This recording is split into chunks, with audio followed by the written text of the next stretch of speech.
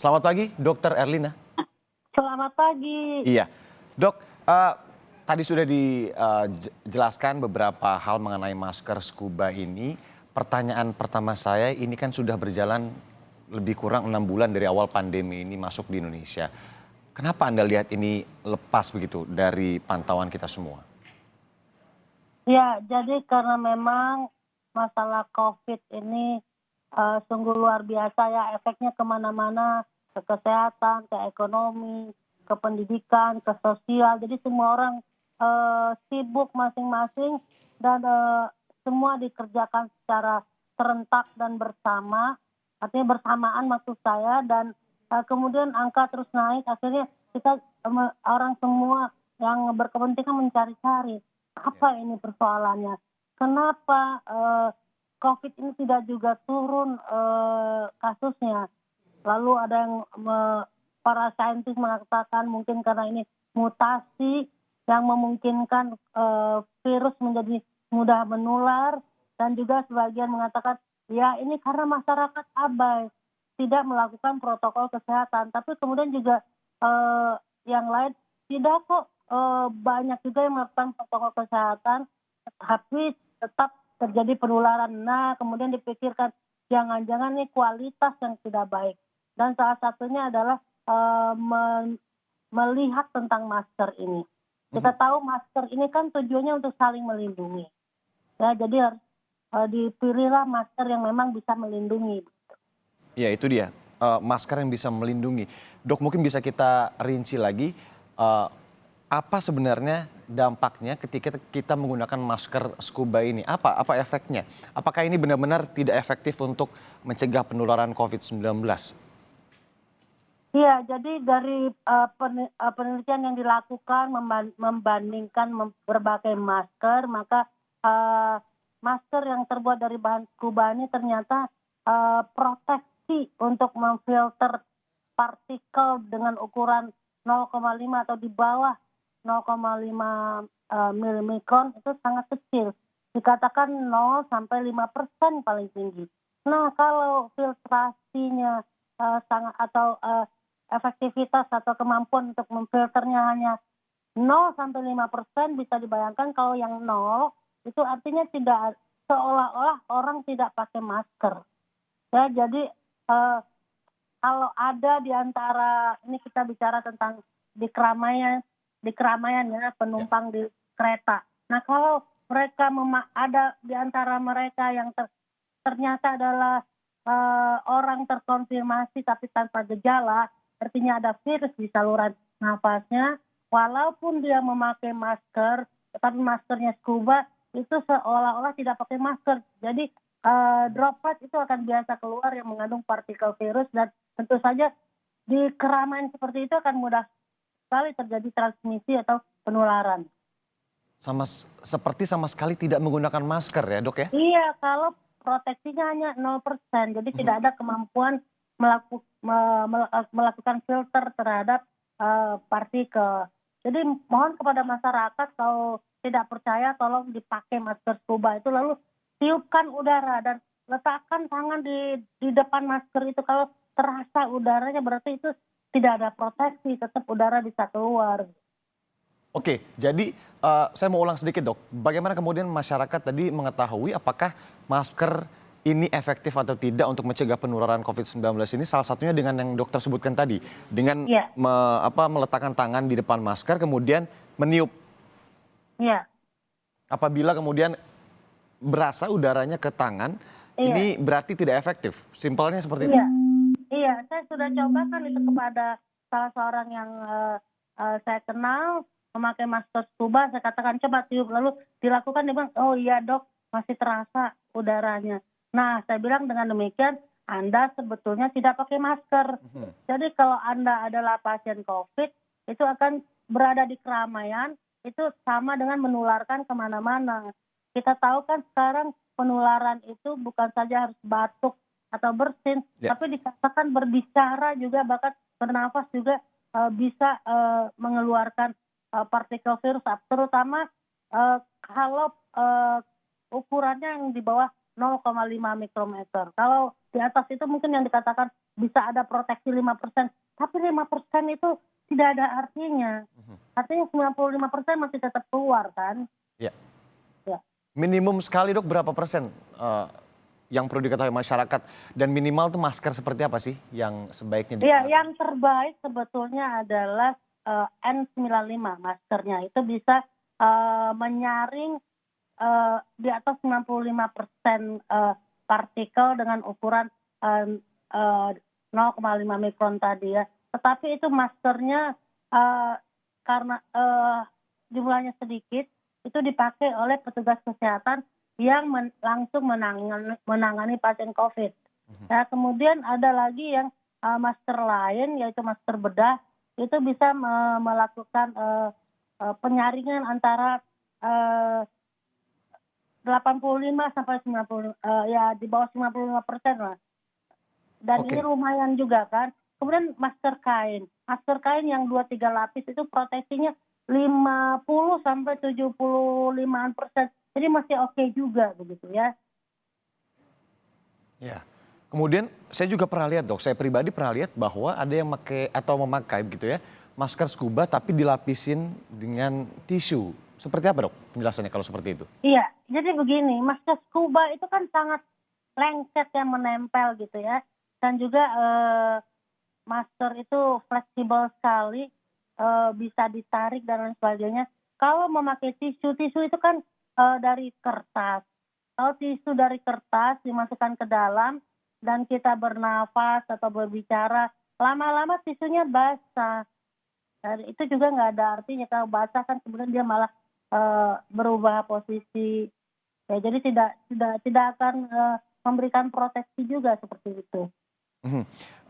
Dok, tapi sampai saat ini ya kurang lebih tadi saya sempat katakan begitu ya 6 bulan sudah banyak sekali masyarakat juga yang kemudian berdagang dalam artian karena memang untuk menunjang begitu perekonomian banyak sekali yang memperjualbelikan masker scuba ini termasuk juga kita tidak bisa menutupi fakta bahwa banyak juga tidak sedikit begitu ya pejabat-pejabat di beberapa instansi ini bahkan menggunakan juga masker scuba yang dokter bilang tidak efektif sama sekali ini. Sekarang pertanyaan begini dok, bisakah masker scuba ini diotak-atik atau diinovasi sedemikian rupa agar tetap bisa digunakan tapi bisa lebih baik begitu? Wah, saya ikut belum tahu itu jawabannya di otak-atiknya seperti apa.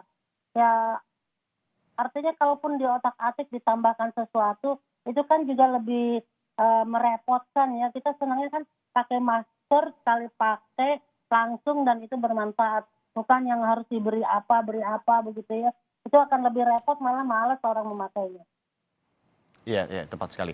Dok, tadi juga sempat disebutkan oleh Dokter Elina tentang masker kain. Kalau masker kain sendiri bisa ditekankan lagi dok, bagaimana baiknya penggunaannya, kemudian merawatnya ini setiap berapa waktu sekali ini harus dicuci, benar-benar dicuci dan selama apa ini bisa digunakan? Apakah dalam jangka waktu tertentu ini harus dibuang?